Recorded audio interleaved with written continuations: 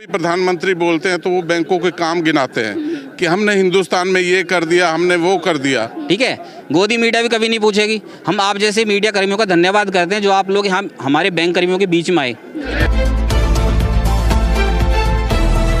Ma'am, ये privatisation के against में है, निजीकरण के अगेंस्ट में है और बैंकों के ऊपर जो मजदूर विरोधी बिल जो अभी गवर्नमेंट लेकर आई है 2021 में ही, उसके अगेंस्ट में है।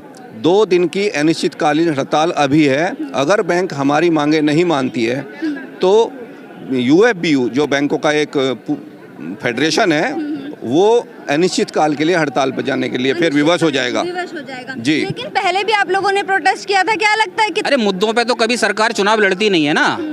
सरकार को तो बस हिंदू मुस्लिम करना है।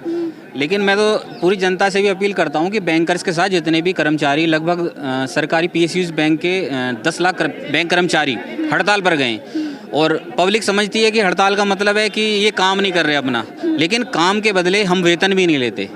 2 दिन हम वेतन भी नहीं लेंगे। कोई भी कर्मचारी अगर यहाँ पर आया प्रोटेस्ट करने के लिए, विरोध जताने के लिए आया है तो उसके बदले आज की डेट का हमें वेतन नहीं मिलेगा, ना ही हमें कल का वेतन मिलेगा। ठीक है, मैं आपको एक उदाहरण के रूप में बताता हूँ। जो बैंक ऑफ बड़ौदा और कोटक महिंद्रा बैंक की, दोनों बैंकों की लगभग 1800 ब्रांच हैं ऑल इंडिया में। ठीक है, अब इसी के कंपैरिजन में अगर PSUs की अगर आप बात करेंगे तो बैंक ऑफ महाराष्ट्र में की जो टोटल एम्प्लॉई है 12,000 बैंक एम्प्लॉई हैं। ठीक है, जबकि कोटक बैंक में एम्प्लॉई यानी कि प्राइवेट बैंक है कोटक बैंक, ठीक है, जो कि ब्रांचेज हमसे बैंक ऑफ महाराष्ट्र से काफ़ी कम है। उसकी ब्रांचेज 1800 ब्रांचेज हैं। ठीक है, और उसमें जो कर्मचारी की संख्या है लगभग 33,000 कर्मचारी हैं। ठीक है, तो हम लोग हमेशा जो PSUs के कर्मचारी हैं हमेशा ओवरबर्डन रहते हैं, ओवरलोड रहते हैं। ठीक है, अब गवर्नमेंट कहती है, गवर्नमेंट पब्लिक की भी मेंटलिटी चेंज करना चाहती है कि इनमें एफिशिएंसी नहीं है, ये नहीं है, वो नहीं है। कभी बिल्कुल, अभी प्राइवेट बैंक में आप जाओगे, एक डिपार्टमेंट को हैंडल करने के 10 लोग रहते हैं। ठीक है, और हमारी PSUs की बैंक में जितने भी मेरे साथी हैं, चाहे वो PNB से हैं, किसी भी बैंक से हैं, वो चाहे कैनरा बैंक के हैं, ठीक है, मतलब एक बंदा A to Z सारे काम करता है, यानी मल्टीटास्किंग बना दिया जाता है उसे अकाउंट भी खोलना है। ठीक है, कासा भी उसको देखना है, FD भी उसको देखनी है, लोन सैंक्शन भी उसको करना है, रिकवरी भी उसी को करनी है, APY भी उसी को करनी है। गवर्नमेंट की सारी स्कीम सारी की सारी मतलब हमारे ही कंधों से चलती हैं। ठीक है, अब निर्मला जी ने लोकसभा में अभी विपक्ष के ने जो सवाल किया था तो उन्होंने जवाब दिया लगभग 41,000 वैकेंसी अभी हैं। लेकिन मैं आपको सच बताऊं, अकेले SBI में 1,53,000 वैकेंसी की ज़रूरत है। अगर पूरे PSUs की बात करें तो लगभग 3-3.25 लाख वैकेंसी की हमें ज़रूरत है। बिल्कुल, फिल नहीं की जाती, फिल कहाँ की जाएंगी। अरे मुद्दों पे तो कभी सरकार चुनाव लड़ती नहीं है ना। सरकार को तो बस हिंदू मुस्लिम करना है। ठीक है, मोदी जी चले गए वहाँ पे, आलीशान एक भव्य एक प्रोग्राम हो रहा है बनारस के अंदर। ठीक है, गोदी मीडिया भी कभी नहीं पूछेगी। हम आप जैसे मीडिया कर्मियों का धन्यवाद करते हैं जो आप लोग हम हमारे बैंक कर्मियों के बीच में आए। ठीक है, हमारी पीड़ा जानने की आपने कोशिश तो की कम से कम। ठीक है ना, तो शायद आप लोगों के माध्यम से ही हमारी आवाज़ जनता तक ये पहुँचे। मतलब हम जनता से भी अपील करेंगे, हमारे प्रोटेस्ट का आज पहला दिन है और हमें कल भी प्रोटेस्ट करनी है। जगह का चुनाव सभी लोग अभी जो हमारे सीनियर लीडर हैं डिसाइड करके अभी अनाउंस कर देंगे।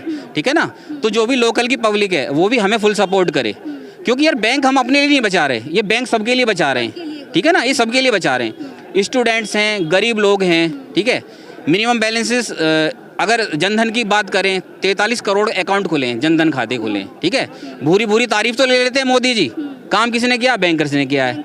ठीक है, जब बैंकर्स के प्रति उनसे सवाल करते हैं ना तो उनके वही चीज़ आते हैं, ये काम चोर हैं, इनमें एफिशिएंसी नहीं है, ये काम नहीं करते, ये वो नहीं करते, ये वो नहीं करते। कि सरकारी संस्थानों को जो प्राइवेट किया जा रहा है, किसी भी इंटरनेशनल मंच पे जब भी प्रधानमंत्री बोलते हैं तो वो बैंकों के काम गिनाते हैं कि हमने हिंदुस्तान में ये कर दिया, हमने वो कर दिया, और दूसरी तरफ से वो सारा कुछ खींचना चाह रहे हैं।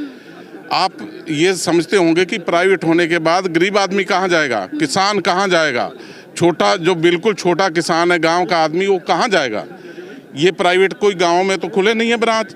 अभी भी 35 प्राइवेट बड़े बैंक काम कर रहे हैं। किसी की कोई रूरल ब्रांच दिखाइए आप। अब जहाँ भी बिजनेस है वहाँ इन्होंने उठा के प्राइवेट बैंक खोल दिए और हमसे 5 गुना स्टाफ दे दिया उनको।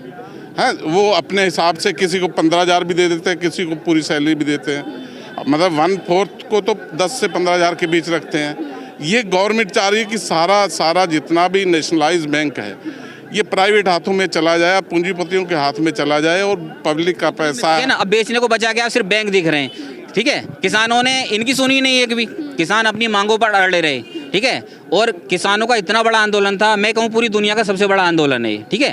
किसान बिल्कुल नहीं झुके, किसानों में आपस में कोई टकराव नहीं हुआ। इन्होंने सारी कोशिश करी किसानों को आपस में लड़ाने की, दंगे कराने की। 26 जनवरी पे जो भी पूरा इन्होंने ये प्रोपागेंडा था, ये सब कुछ एक प्री प्लान तरीके से जो हुआ है, ये सब कुछ गवर्नमेंट की सह पर हुआ है, ठीक है। जितने भी उसमें आरोपी सारे भाजपा के लीडर हैं, जितने भी वहाँ पर पकड़े गए। तो सीधा सीधा भाजपा पे आरोप नहीं, भाजपा पे आरोप नहीं लगाऊंगा, मैं किस पे आरोप लगाऊंगा ये बताइए। एक आम आदमी से पूछ लीजिए आप। एक ये किया कराया हुआ तो सब कुछ भाजपा का ही है।